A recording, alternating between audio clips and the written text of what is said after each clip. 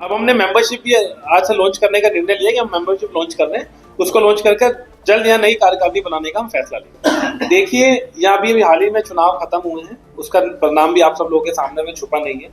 लेकिन as a छात्र संगठन होने के नाते सरकार तो आएंगी जाएंगी, मैं आपको बड़ा खुले तौर पर बोलूं, लेकिन छात्रों को लेकर जो भी उनकी डिमांड थी, मैं आपको पुरानी पॉलिसीज की बात करूं कि 2024 में भी नई सरकार बनी है, सेंटर में भी और यहाँ स्टेट में भी एक सरकार बन गई है कि जैसे एक स्कीम का बहाना लेता हूँ, कि बहाना नहीं, एक सच्चा बताता हूँ कि अग्निपथ स्कीम लेके आए, अग्निवीर स्कीम लेकर आए, उसका विरोध हम चुनाव से पहले भी कर रहे थे, उसका विरोध चुनाव के बाद भी कर रहे हैं। ये पब्लिक सेक्टर की जो नौकरियां, जो 30 लाख नौकरियां हुआ करती थी, अभी तक भरने का काम नहीं करा सरकार ने, उनका हम पहले भी विरोध कर रहे थे, अब भी विरोध कर रहे हैं। तो चुनाव हो सकता है खत्म हो गए हो, लेकिन जो छात्रों के मुद्दे हैं वो अभी भी छात्रों के मुद्दे हमारे बीच में।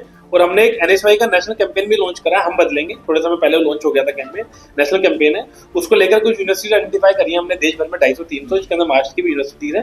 उसके हम छात्रों के बीच में जाएंगे, उनके मुद्दे सुनेंगे, वो जो कुछ मुद्दे हमें महसूस हुए, हमें लगता है जैसे बेरोजगारी का आपने मुद्दा लिया, उसको लेकर संसद से सड़क तक हम अपना प्रयास जारी रखेंगे। देखिए, देश भर में फेलोशिप और स्कॉलरशिप को लेकर हमने अभी संसद घेराव भी करा था। अभी संसद सत्र चल रहा था, तो दिल्ली में हमने बड़ा संसद घेराव करा था, देश भर के छात्र भी संसद घेराव में आए थे। और ये कई सालों से देखा गया ट्रेंड कि पहले फेलोशिप स्कॉलरशिप इन्होंने कुछ समय रोकी कोविड का बहाना लेकर, अब कोविड को भी बहुत लंबा समय बीत चुका है, और कहीं ना कहीं मुझे लगता है जो एजुकेशन बजट इन्होंने कट करा, आप देखेंगे हर स्टेट्स का और सेंटर का एजुकेशन बजट भी इन्होंने जानबूझ के कट करा। तो मेरी सरकार से ये विनती भी है कि इमीडिएटली जो फेलोशिप स्कॉलरशिप रोकी गई है उनको इमीडिएटली रिलीज करा जाए। और एक छात्र का बुनियादी हक होता है शिक्षा लेना।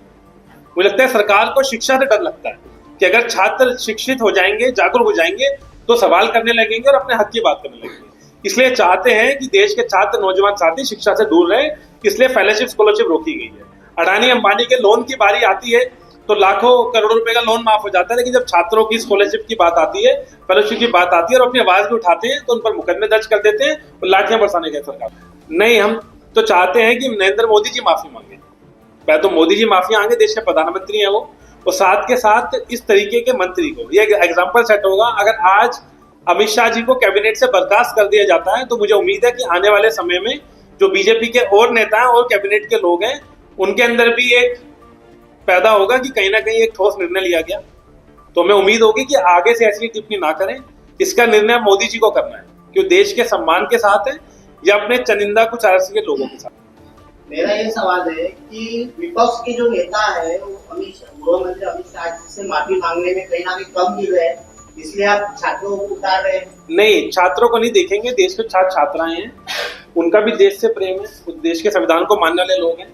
और जो मैंने आपको उदाहरण दी है कि खाली ये अमित शाह जी का एक बयान नहीं है, उनके जो पॉलिसीज हैं जो वो कर रहे हैं देश में, मैंने उसका उदाहरण आपको दिया कि किस तरीके से जो पब्लिक सेक्टर की नौकरियां थी उनमें रिजर्वेशन खत्म करने को लेकर प्रयास करे गए, किस तरीके से एससी एसटी ओबीसी की फेलोशिप स्कॉलरशिप रोकी हुई है, किस तरीके से मैंने और सेंट्रल यूनिवर्सिटीज के अंदर बताया कि जो प्रोफेसर एससी एसटी और ओबीसी ट्राइबल प्रोफेसर लगते थे उनकी नियुक्तियां रोकी गई और उनको नॉन एलिजिबल कैंडिडेट बनाकर उनकी नियुक्तियां रोकी गई। तो ये खाली बयान नहीं है, ये देश को संविधान के तोड़ने का एक प्रयास है जो भी उनके फ्रस्ट्रेशन में मुंह से निकल गया। तो देश के छात्र छात्राएं भी चाहते हैं, मैं खुद ओबीसी समाज से आता हूँ, आम छात्र हमें मिलता है, वो खुद ये बात करता है कि कहीं ना कहीं एससी एसटी ओबीसी और ट्राइबल छात्रों के साथ देश में आज अन्याय हो रहा है।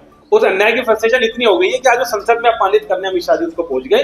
तो देश के छात्र छात्राओं की जिम्मेदारी है कि अपनी आवाज उठाना, ये लोकतांत्रिक देश है और हम आवाज उठाते हैं। और हमने बर्खास्त की बात करी है कि अमित शाह जी से रिजाइन लेना चाहिए। देखिए, पहली चीज तो खाली उमर अब्दुल्ला नहीं है, अगर हमारी पार्टी में भी कोई नेतागण अपनी दूसरी राय रखता होगा तो हम उसको मानने वाले नहीं है। मैं अपने आपको अपना निर्णय बता दूं, हम देश के संविधान को मानने वाले लोग हैं।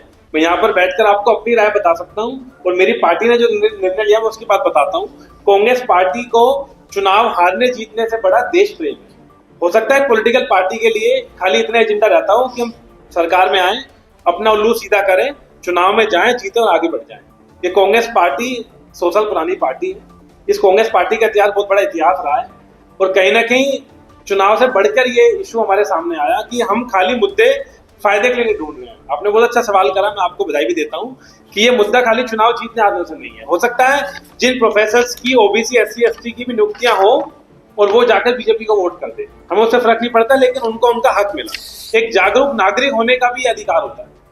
तो कहीं ना कहीं चुनाव हारने जीतने को लेकर मैं इस मुद्दे को नहीं देखता, वरना हम ये मुद्दा इंतजार करते हैं। अभी हम इंतजार करते हैं कि जब सेंटर का चुनाव आएगा तो मुद्दा 28 में उठाएंगे। हमने मुद्दा तुरंत क्यों उठाया? क्योंकि इस मुद्दे की आज जरूरत है। आज देश में SC ST OBC के लोगों को न्याय दिलवाने की जरूरत है। उन पर बार बार ये सरकार, बीजेपी सरकार आक्रमण कर रही है, उसको रोकने की जरूरत है। क्योंकि अगर ये आक्रमण रुकेगा तभी देश का संविधान बचेगा। और बार बार हमारी पार्टी के तमाम नेता, हो सकता है कि व्यक्ति विशेष की अलग राय रह गई हो, मानता हूँ, या उमर अब्दुल्ला जी हो या कोई और नेता, उनकी अलग राय रही होगी। मैं उनकी राय को बिल्कुल ही नकारा कहता हूँ कि मैं उसको मानने वालों में तो नहीं। हम देश के संविधान को मानते हैं। उनकी क्या राय रही वो जाने, या मैं अपनी राय आपको बता सकता हूँ।